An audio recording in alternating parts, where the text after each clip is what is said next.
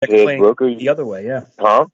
I think if anything Say in again? AEW, they're complaining that they're really not booking themselves strongly enough. Well, there you go. I mean, it's people. People are always going to have their opinion. I believe Marty has a big job ahead of him. I don't believe if Marty became champion that it would be I'm Booker now. I should be champion because a lot of people feel Marty should have been champion a long time ago, Sure. and so I believe if it plays out that way, it won't be the Kevin Nash finger Oh, point of doom. You know what I'm saying? yeah, of course. It's not because Marty's a smart guy, man. If you see what he did with Billy Enterprises and the way he's been able to even sell himself and his products, and the way he was been able to keep himself very interesting, and even the way he's invested in himself with his gear and somebody, he can do so much for so many other people with that mind that he has, and I'm kind of looking forward to see what he does, man, because um, bringing new people in is one thing, but bringing somebody in that's already over, with talent and over with the boys and over with the crowd, and giving them power to have insight on what goes on, man, it's a win-win situation. Yeah, I think it's a really good idea, and it's a creative way to maybe, sometimes you just need that change. And I think what Ring of Honor is doing, you have a free show coming up, free enterprise. That is unheard of in professional Yeah, wrestling. I mean, that is something that really I don't think anybody's ever done. And then they just announced Ring of Honor past versus present. Like, it's really different, exciting stuff that I think as a fan of professional wrestling and Ring of Honor, you kind of have to, pay more attention to at this point. yeah. You can't ignore it, man. I mean, you got a free show coming up that's going to be 100%. It's not like a show where nobody's going to be there. Everybody's going to be there. It's going to be a top-notch show. And I believe it's a chance for people to see something that they've probably turned away from.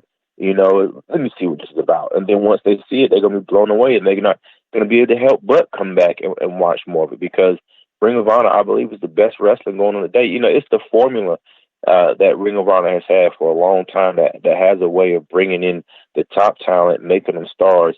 And whatever the stars do after that is on them. But it's the formula that hasn't changed, And if you look at wrestling today, all of wrestling, even TNA, is all spin-offs of Ring of Honor. Yep.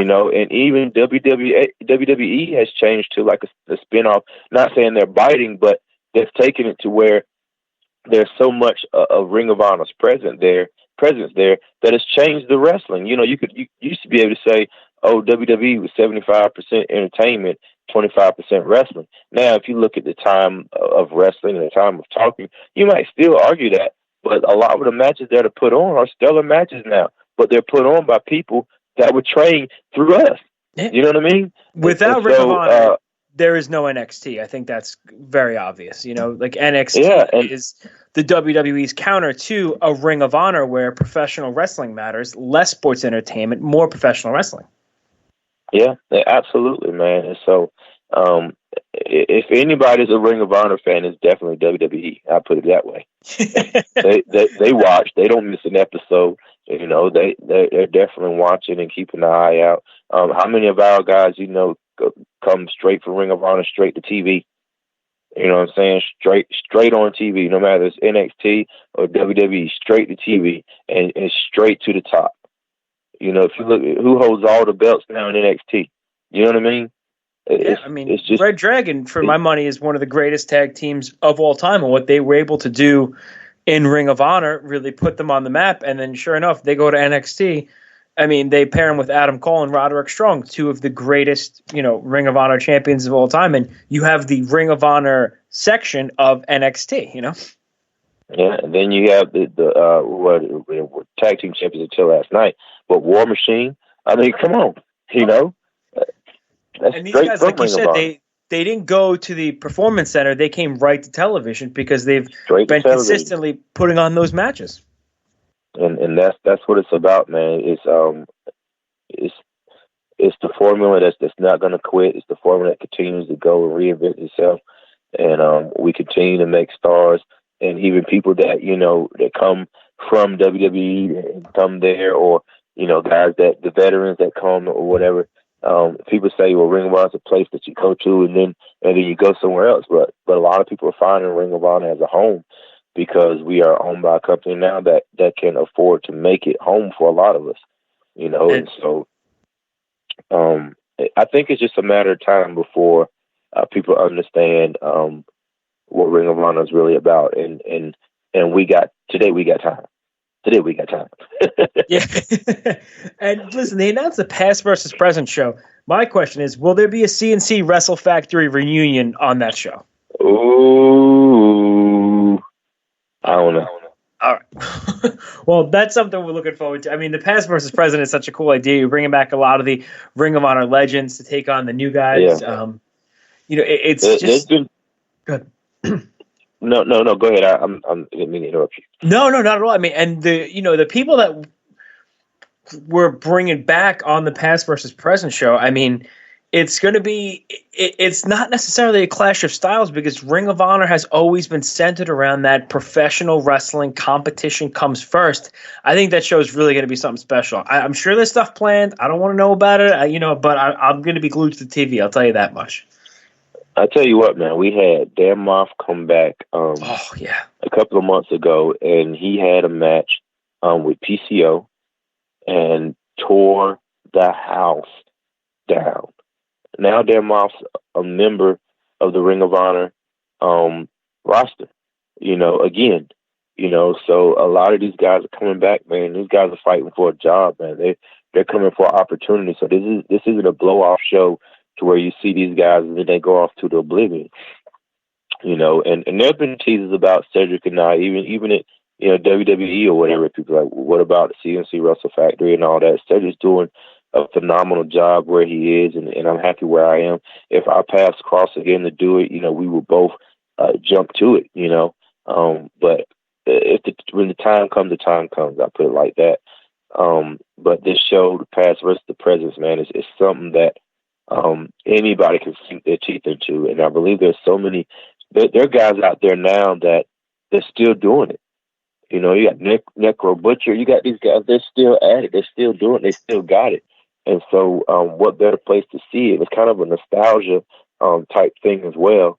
I like to see the old Ring of Honor logo back on the mat. You know what I mean? Sure, the HDNet logo, yeah. Just throwback stuff on there that could make this real big, man. It's so many great ideas in the mix, man. It's just the beginning. We're still at the beginning of 2020.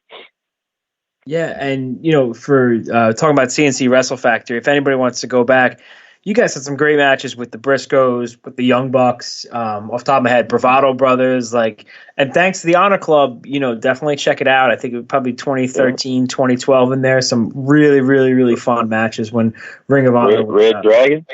Oh, I mean, the list goes on and on. The Ring of Honor Tag Teams division has always been, it's always been the top division. The top tag team division, I would say, in professional wrestling, and that's no different. Yeah. So, if there's a chance we can get, a CNC reunion, I'm in. If your path should ever cross. And listen, before we let you go, I want to talk. You made a seamless transition to the commentary desk.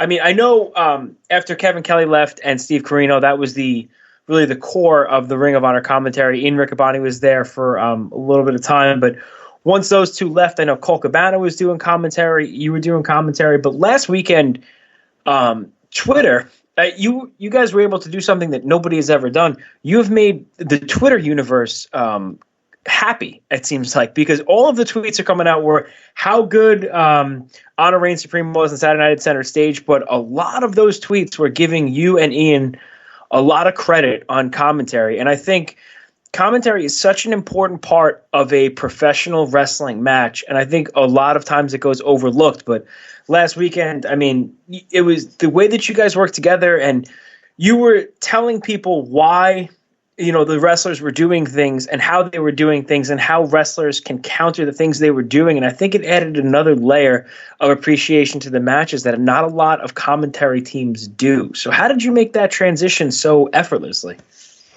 I don't know if it was effortlessly, and man, I really appreciate it. And I didn't know that I was getting that type of feedback. That's really appreciative. Yeah, there's a lot of positive stuff out there. It's not all negative on Twitter, believe it or not. Sometimes. Yeah. Man, that's cool, man. That's good to hear. Ian and I work together well, man. It's got good chemistry, and I worked a lot with Kevin Kelly and all. And I think I've always had, speaking roles, no matter what position I was in Ring of Honor. Even with CNC, I was kind of the talker of the group, Rebellion and all that. And I've always kind of been like the talker, and then even with the talk show, the Coleman's Pulpit, and all. And so it's kind of like,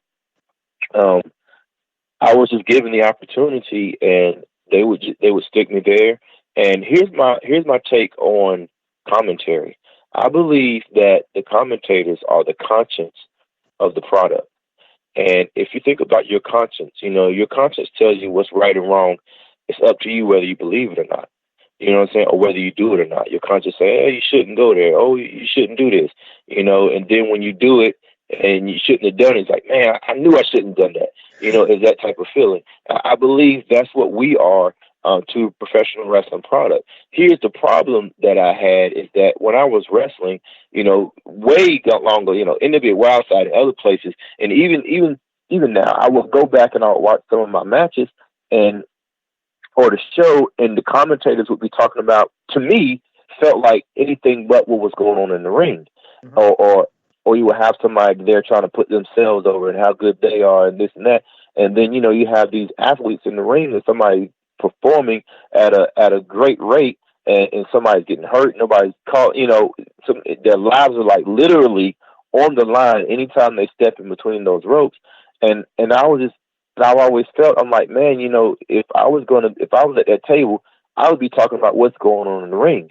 Because there's so much going on in the ring that's overlooked when somebody's trying to be, the star of the show and just make the show about them, or somebody's, making a joke, or somebody's talking about another storyline or something like that. I'm like, no, the focus should be on the guys that's in the ring. And if you're on this platform, you're supposed to be on this platform. You hear so many commentators, that say something like, oh man, yeah, this guy's good, but he's missing something, or this little this, or this little that, how they're berate talent. And I'm like, that's the last thing that the conscience of a product needs to do. You're in there talking about your product, and your product has the best athletes in the world. Why not talk about those athletes when they're in front of you? And that's the seriousness that I take about that, because I appreciate the opportunity that I have, but my thing is to try to make people understand how good these guys are, because it's not just, the regular wrestling that they're used to. A lot of the transitions that these guys make and the athletic ability that these guys have is bar none.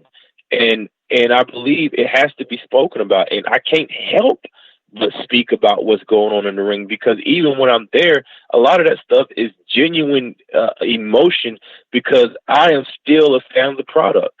I watch it, I love it, and I'm engulfed in it, and I'm blown away, and I'm happy to be able to be a voice to show the world that, this is the best wrestling on the planet. And if you missed it, I'm going to try to explain to you what you're missing, because it's not just, oh, this guy did this move and this move and that move. There's so much in the ability to be able to pull. I watched the Olympics, and I'm blown away by my favorite part of the Olympics, like the gymnastics and stuff like that, because I'm a very strong and athletic guy myself.